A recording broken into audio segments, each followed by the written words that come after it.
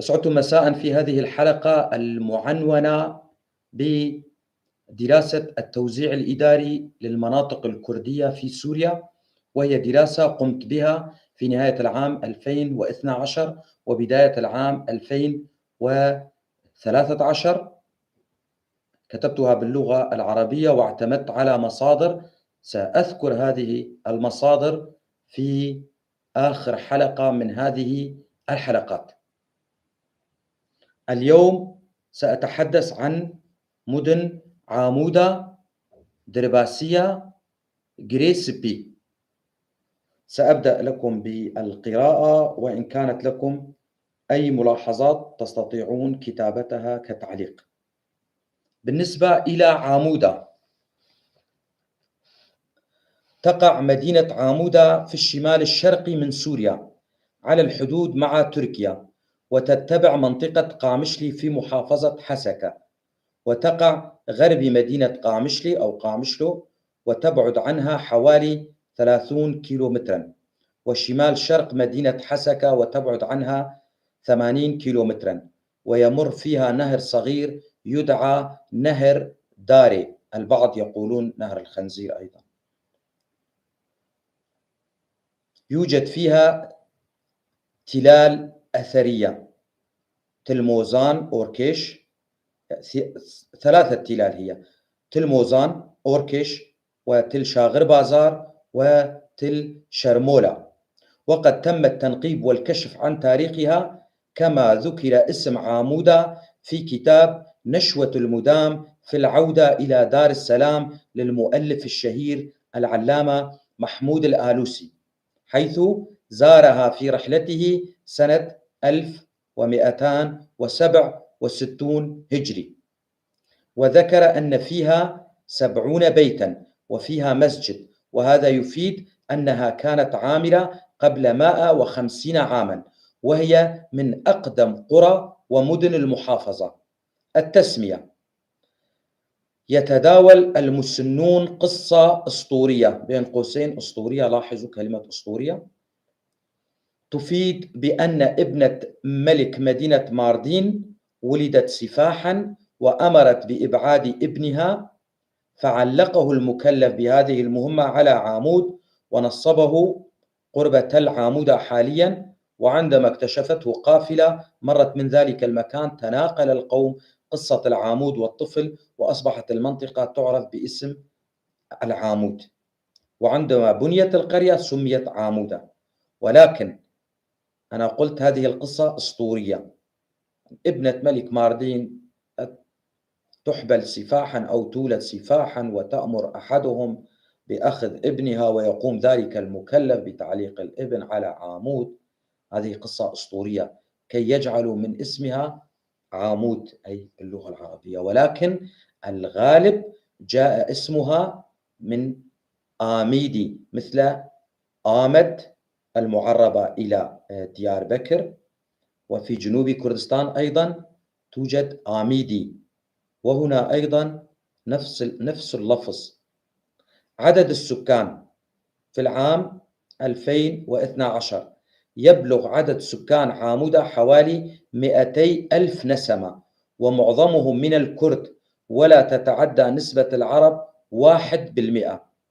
أكرر هذه النسبة بالنسبة إلى العام 2012 وبداية العام 2013، أي 200 ألف نسمة. المساحة تبلغ مساحة عامودة 1000 كيلومتر مربع، وتتبع لها عدد من القرى، وتبلغ 168 قرية معظمها كردية. هذا بالنسبة إلى عامودة. نأتي إلى درباسية. تقع الدرباسية شمال شرق سوريا على الحدود التركية، حيث تقع مقابل محطة القطار التي أقيمت في العهد العثماني حوالي العام 1908، أي لقطار الشرق السريع، عند قرية في الجانب الآخر من شمال كردستان بين قوسين تركيا تسمى أيضا درباسية. درباسية تتبع إداريا لمحافظة حسكة، وتبعد طبعا تتبع لمحافظة حسكة منطقة سريكانية، وتبعد عن حسكة حوالي 85 كيلومتر، إلى الشمال على الحدود التركية، وتتوسط مدينة عامودة ومدينة سريكانية.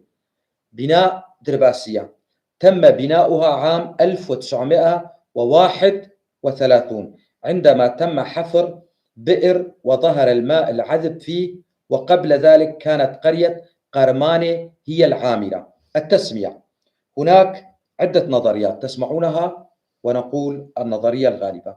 هناك عدة تسميات أو عدة نظريات تتعلق بالتسمية، تسمية درباسية، وأهمها: 1. السبب الحقيقي لتسميتها هو البناء الجملوني الشكل لمخازن الحبوب الفرنسية، البناء الذي يسمى باللغة السريانية دربيس، الذي أقيم بجانب القشلة المخفر الفرنسي، وهو البناء الأول الذي تم تأسيسه ولا زال قائما ومستخدما. أنا أميل إلى هذا الرأي. الرأي الثاني يقول: تعود هذه التسمية لباني القرية التركية المقابلة لمدينة درباسية السورية، وقد كان اسمه درباس. أيضا اتصل معي البعض من الشباب وقالوا لا، الأكيد بأن تسمية الدرباسية جاء من باني مدينة درباسية الواقعة في شمال كردستان أي تركيا بين قوسين، وبانيها كان اسمه درباس، لذلك تم تسمية هذه المدينة على اسم تلك المدينة.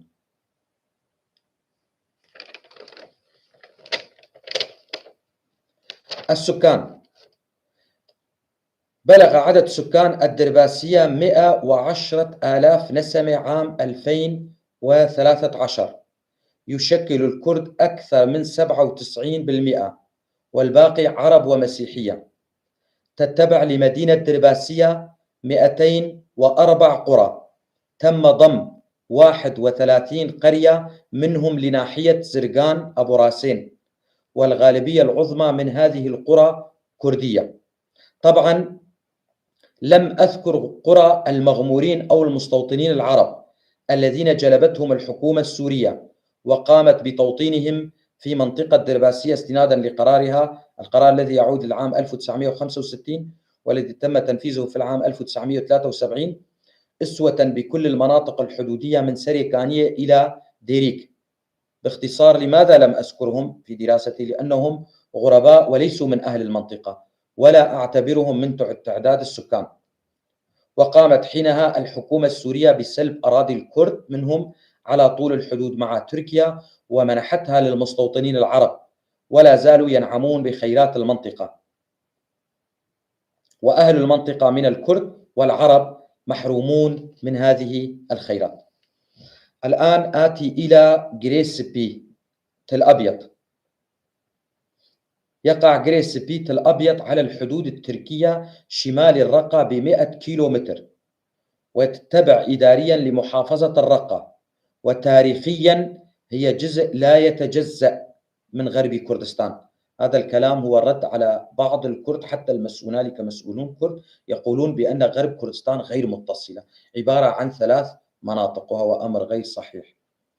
غرب كردستان متصلة جغرافيا، فهي صلة وصل، أي جريسبي في الأبيض صلة وصل بين كوباني وسريكانية، يعيش فيها الكرد والعرب والأرمن والتركمان، ويتجاوز عدد سكانها 300,000 نسمة. يشكل الكرد أكثر من 30%، أي حوالي 100,000.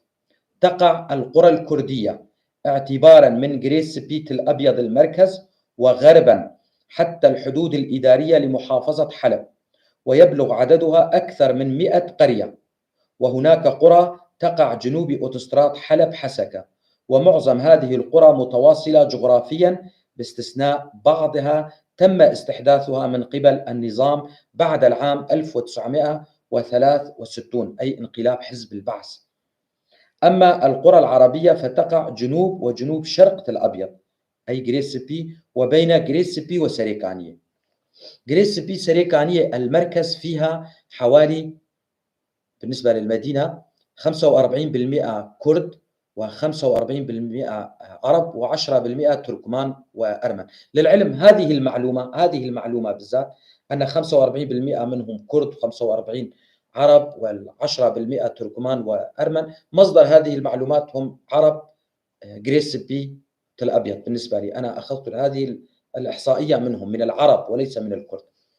التسمية، جاءت التسمية من تل لونه أبيض بتربة كلسية، وهو موجود شرق المدينة على الطريق الحدودية مع تركيا. المساحة تبلغ مساحة جريس بيت الأبيض 5092 كيلومتر مربع. هنا تحدثت عن 3 مناطق فقط أو 3 مدن، كي لا تكثر عليكم المعلومات وكي تستطيعوا أن تحفظوها أو تفهموها جيدا. طبعا تتعرض أرض كردستان منذ آلاف السنين لاحتلالات، وكل محتل يأتي يحاول أن يثبت أن هذه الأرض له، ويقوم في سبيل ذلك بتغيير الطبيعة البشرية، أي التغيير الديمغرافي للمناطق الكردية. طبعا قد نجحوا إلى حد بعيد في ذلك، لكن يبقى الكردي محافظا على وجوده بالرغم من كل شيء. والدليل أن لا دولة للكرد منذ زمن بعيد، ومع ذلك لا زلنا محافظين على لغتنا وهويتنا وثقافتنا، وسنبقى وستتحطم كل إجراءات الدول المحتلة لكردستان أمام عناد وإصرار الكردي في الحفاظ على لغته. لذلك أتمنى من كل كردي أن يحافظ على لغته جيدا، وأن يتعلمها كتابة وقراءة، وأن يعلمها لأولاده. فإن سألني أحد الأذكياء لماذا تتكلم بالعربية، سأجاوبه لأن الدراسة باللغة العربية والكلام هذه الدراسة هي موجهة لهم كي يعرفوا الحقيقة. اقتنعوا أو لم يقتنعوا، هذه مشكلتهم.